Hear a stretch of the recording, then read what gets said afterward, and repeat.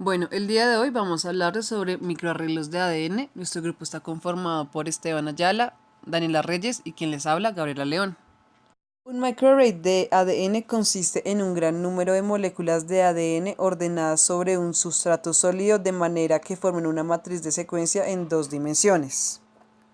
Estos fragmentos de material genético pueden ser secuencias cortas, llamadas oligonucleótidos, o de mayor tamaño, que son ADN complementario, sintetizado a partir del ARN mensajero.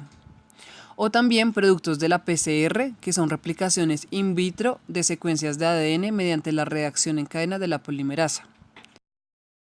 A estos fragmentos de ADN de una sola hebra inmovilizados en el soporte se les denomina a menudo sondas. Los ácidos nucleicos de las muestras a analizar se marcan por diversos métodos, enzimáticos, fluorescentes, entre otros, y se incuban sobre el papel de sondas, permitiendo la hibridación, o sea, el reconocimiento y unión entre moléculas complementarias de secuencias homólogas. Entonces, durante esta hibridación, las muestras de material genético marcadas se unen a sus complementarias inmovilizadas en el soporte del chip, permitiendo la identificación y cuantificación del ADN presente en la muestra.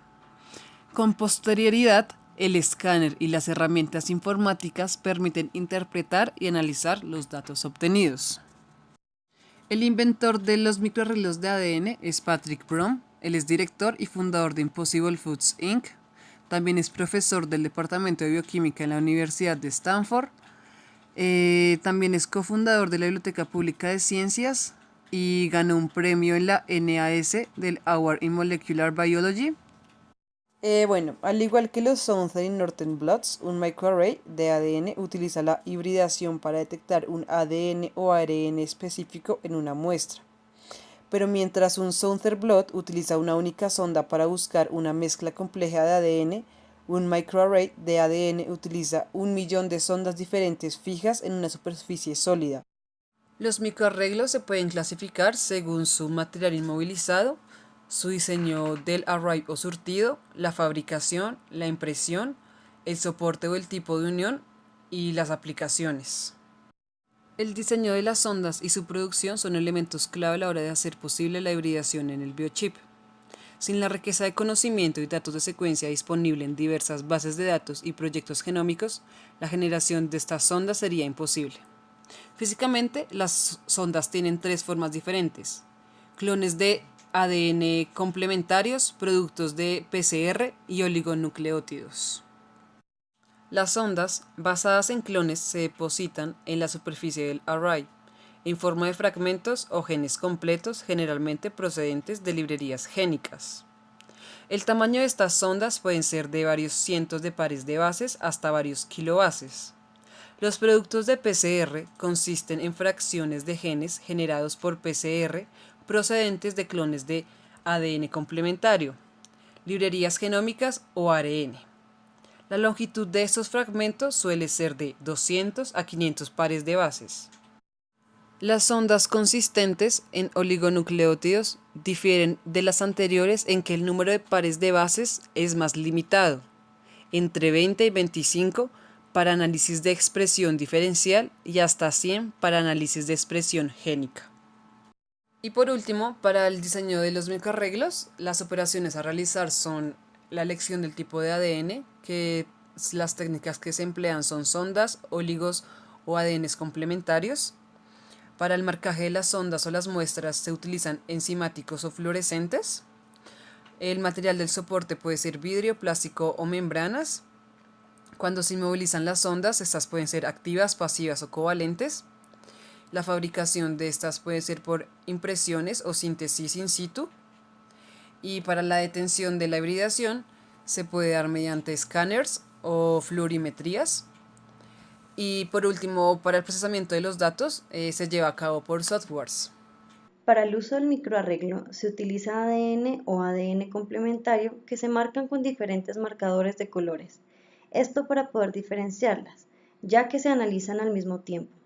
Dentro del microarreglo se unirán las secuencias de ADN de las dos muestras a unas secuencias de ADN complementarias que se encuentran adheridas a una superficie sólida, generalmente hechas de vidrio.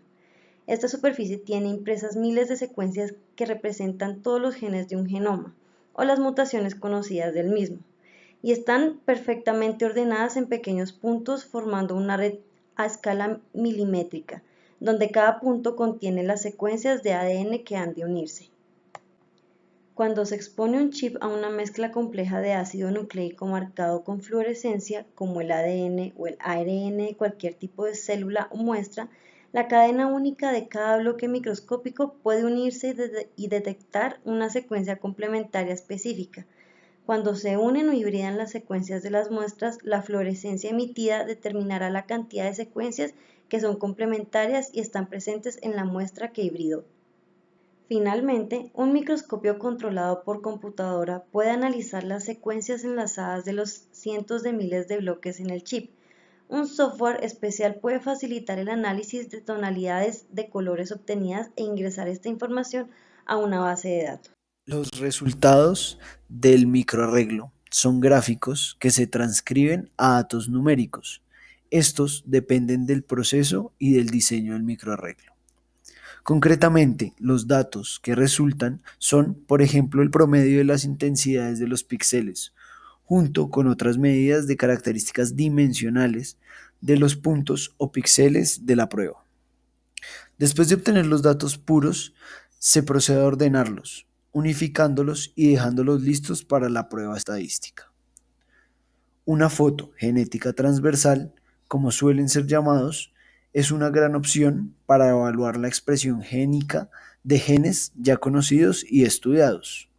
Un ejemplo de la utilidad de los microarreglos se da en las ciencias biomédicas. Las enfermedades pueden ser evaluadas con esta herramienta. Es conocido que el genoma y el transcriptoma suelen tener diferencias, así que es con una herramienta de este tipo que pueden ser evaluadas las diferencias entre lo que está en el genoma y lo que se transcribe, dependiendo esto de la epigenética, cambios ambientales o de expresión y transcripción.